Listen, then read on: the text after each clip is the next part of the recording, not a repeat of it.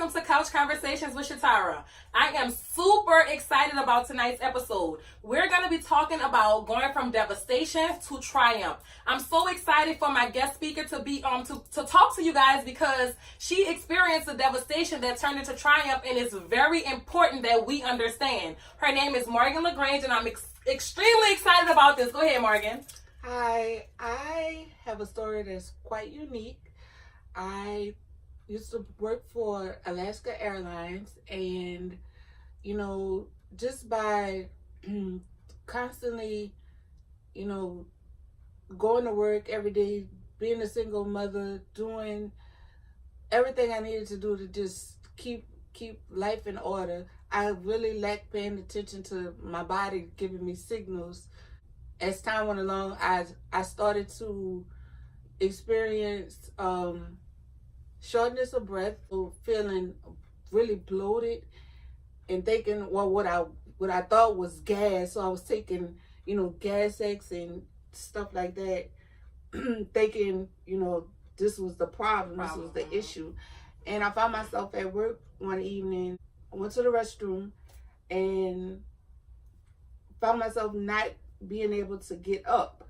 So I had to call coworkers. Good thing I had my phone. Call my coworkers to come and help me. And still, I proceeded to go back to work and not pay attention to my body telling me something is wrong. Mm-hmm. So this happened twice that I can recall that this happened to me, and I still just swept it under the rug and kept on going about my day. Eventually, I ended up having to travel for Thanksgiving, going to visit my sister in Austin, and I had to walk up 3 flights of steps. Okay. And by the time I made it to her appointment door, I was on the floor. And I've never passed out, never had any real legit heart issues, anything like that to make people alarm. Right. Nobody knew what was going on. Yeah. So I had some tests ran while we were on vacation, and nothing came back, positive or anything. Yeah. Right. Going back home, I started to feel a little bit out of the ordinary, and just, to the point where I know something is definitely wrong, but you don't know. So what. I'm not sure what it is, but in my mind, I'm looking at little things it's just gas, not really, still not connecting the dots essentially. And ended up laying in the bed one night and feeling as if I could not breathe. If I was to go to sleep, I felt like I was suffocating. Oh wow. I drove myself to the hospital that night and the doctors told me after a few tests that my lungs were surrounded with a lot of fluid, and so was my heart, and that I was having heart failure. I went home freaking out. So they sent you home? They sent me home. After telling you that you were having heart failure? I went home and called my mom, and of course, my mother, being the loving, caring mother that she is. How our moms are. Immediately took off with it, and we went to a different hospital and had some more tests ran, and they eventually came out and told me that I have pulmonary arterial hypertension, which is a lung disease that also affects your heart and causes you to have heart failure. And without treatment, it can cause death within 2 years. So had you not gone to the hospital that second time, I wouldn't be here to tell you about it. You wouldn't be here to tell us about it. After ignoring the signs, after doing all of that, God still spared you. Yes. Thank God. Yes.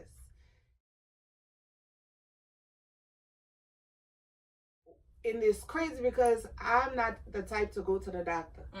I never have. I just I just did the bare minimum what I was supposed to do, and that's it. Anything else, I'm if I go to the doctor, they're going to find something that I really didn't want you to tell me about, and you're going to make it worse. Because I was fine until you told me I was sick. You told me. Right. So, needless to say, I spent almost 3 weeks in the hospital. After having a test, I went in, had a test done, and my condition was so bad to where my heart function If I can recall, it was in a low 20% working, and I'm going to the airport every day and going to work. Going to work. And slowly but surely, you're deteriorating. My heart is giving out. And I'm taking gas X to fix it. Because you thought it was gas. Right. So I'm in the hospital, and it's like my world it's like everything just came crashing down. I didn't have like this mindset to where my I was just kind of confused as to why it was happening to me. You know, I'm doing this, I'm doing that, I'm thinking and I'm just going back. I'm like, what did I do to somebody? Something is this karma, this my karma. Yes, you thought it was karma. I thought it was, I was going down the list. I'm telling you. Because nothing was wrong with you.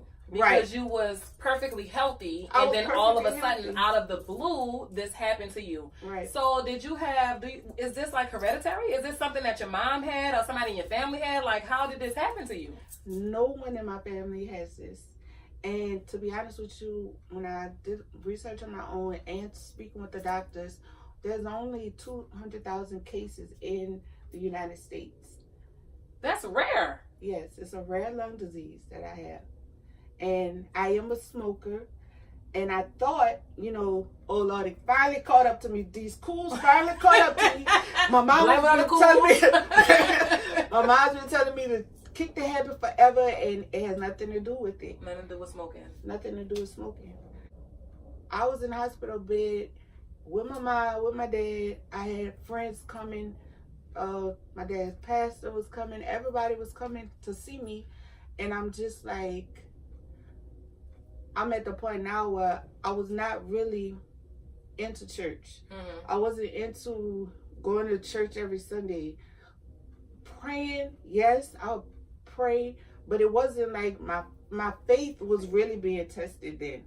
And my mom, she really put it on my heart to feel, there's somewhere I can go besides, just giving up, just saying, this is just what it is. Oh my God, life's over with, Because I could only imagine if I was in a hospital bed with a very rare disease that came from nowhere, and I just come from living my life. I have a child that I'm taking care of. I have a job that I love. My life is grand. So I could only imagine how you felt to be in that hospital bed, going through all of that. Because when you were in the hospital, what exactly happened? Didn't you have like something in your heart, or what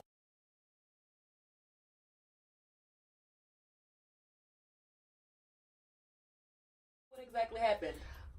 When I got diagnosed, by my condition being at the point where it was, they immediately put in a catheter in my chest, which would constantly give me this medicine called Remodulin.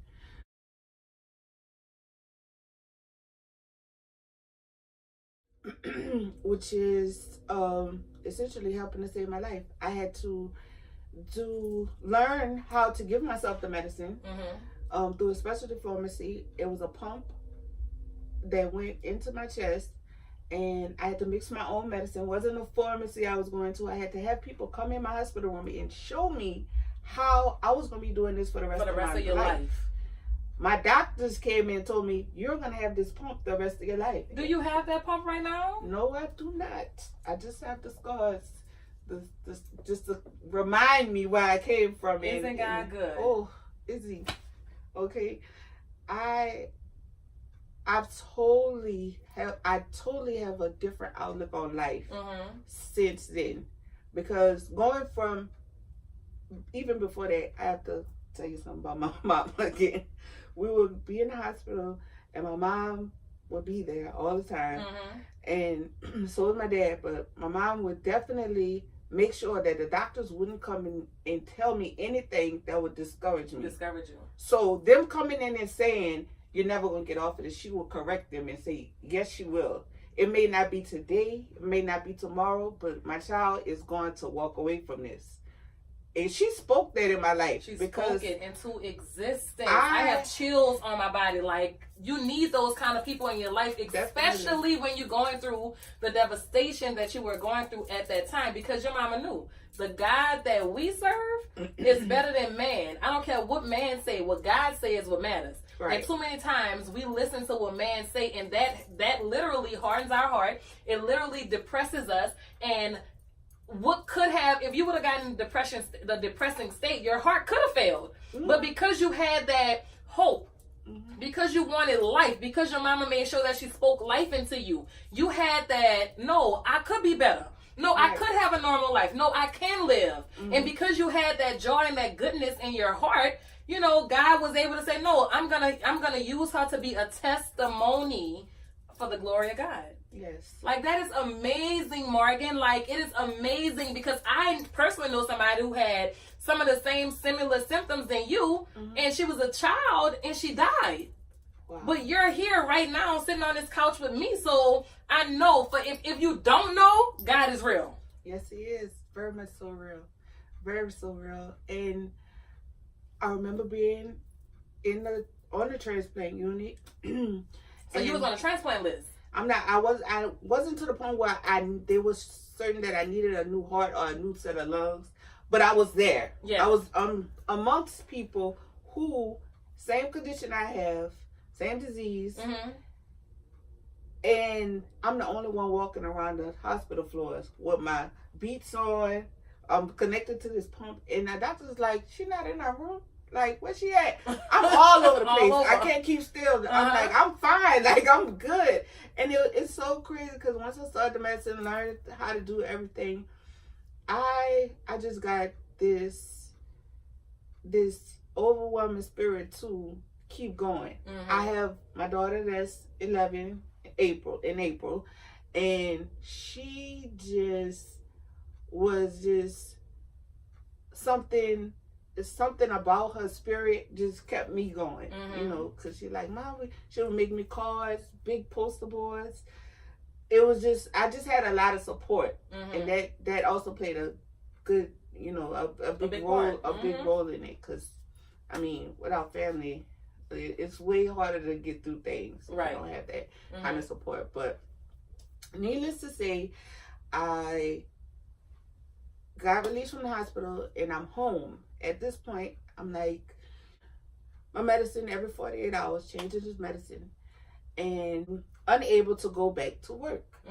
So at this point, I'm thinking, you know, I'm eventually going to get back to where I can have the pump and go back to the airport work for the airlines like I had been doing. Right, because you loved your job. Yes, I love my job. Yeah, you loved your job.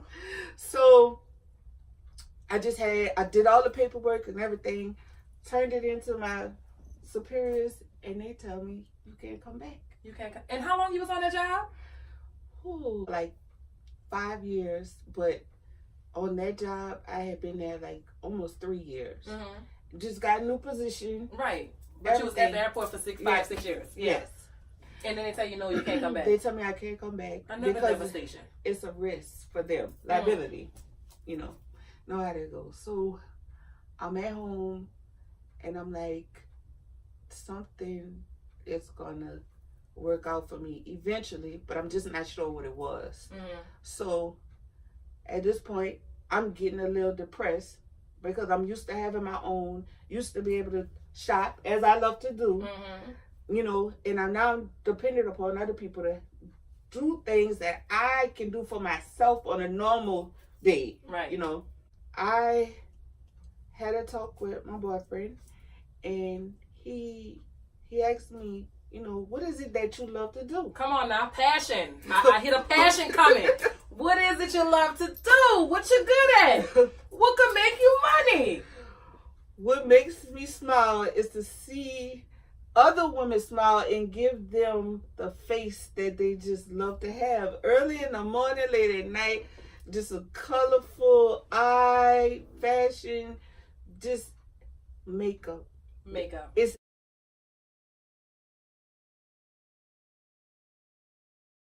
everything to me. Even in the hospital, my eyebrows stayed on.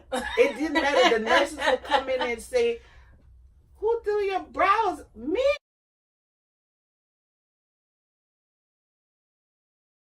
In the morning, y'all not coming in here and talk to me in that kind of way. I gotta stay even in a hospital, you're doing your makeup on your sick bed. You're doing your makeup, Yes. making sure your eyes was together. Come on now, tell me if that ain't purpose. Tell me if that ain't passion. Yeah. So when he put that little bug in my ear, I said, you know what? I can do what I love now.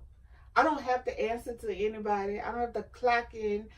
And even though I still miss that job, I love the independence. Mm-hmm. To have put work into having my own business, my own schedule. Uh-huh. And so many doors has opened Open. up for me since the short time of 6 months I was off of that pump that I was supposed to have For the rest of your life. Yes, for the rest of my life. I was supposed to be on that pump. 6 months. Tops. Mm-hmm. I was getting it taken out. God is amazing. And the business that Morgan is talking about, guys, Morgan legit started her own cosmetic line.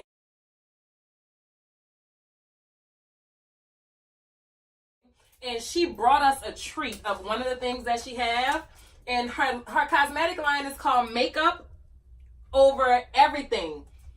And this is, what is this, Morgan? Tell us what this is. This is a eyeshadow palette, which gives you matte eyeshadows and glitter. Ooh. To accent each color. Because you like glitter, because I see you got glitter That is all my on your eyes. favorite thing. And if you know me on Facebook or Instagram, I'm all about unicorns. Yes, you're a unicorn lover. Yes, I am. Love glitter. Has everything to help you achieve any kind of look. Is this like a nude palette or something, or is this what do you call this palette? A nude palette? Yeah, is this like because I see like more like yeah, nude tones there's and no earth tones. the earth tones, Mhm. nude colors, like a softer tone. You know, I have a little bit of reds on the end for nighttime, but you could wear this like any season. Any season you can wear them. Yes, I love and affordable. I mean, I love this. So you started Makeup Over Everything. You started your own cosmetic line. You also have lipsticks and stuff, don't you? Yes, which is currently sold out. Sold out. You see, she's booming. Okay, she sold out of her lipsticks. So I can't wait till you get a restock and everything going. And you started doing makeup for like shows and different stuff like that. Yes, and I ended up going to the Film Academy, which offers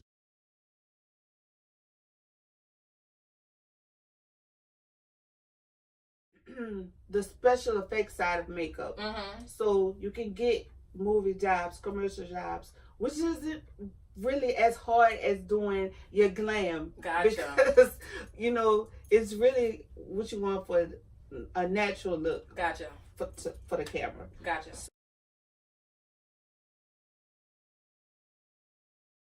So I did get into special effects. I got to work and meet my teacher was Susan Spade.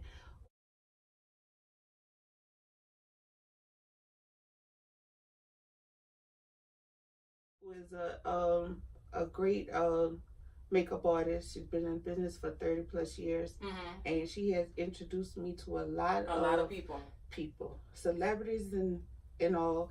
And I got to work on a lot of short films, commercials, and hopefully some movies coming up this year. It's gonna be. I believe that some good things are going to happen because God didn't take you from devastation to triumph for nothing. He didn't get you out of that situation for nothing. He got you out of it to put you somewhere great, you know, because your testimony is everything. God loves to get the glory out of every situation. And this situation in particularly, I know he's going to get the glory out of, you know, so I really, really, really appreciate that. But we have this little thing called Truth or Tell, okay, guys? So what Truth or Tell is we gonna get the tea, more tea, and nothing but the tea, okay? So we have this little bowl of questions, and our guest is gonna pick from this bowl. And I mean, it's just random questions, and she's gonna pick a few, and she has to tell the truth. She gonna spill the tea. Oh, let's get the tea.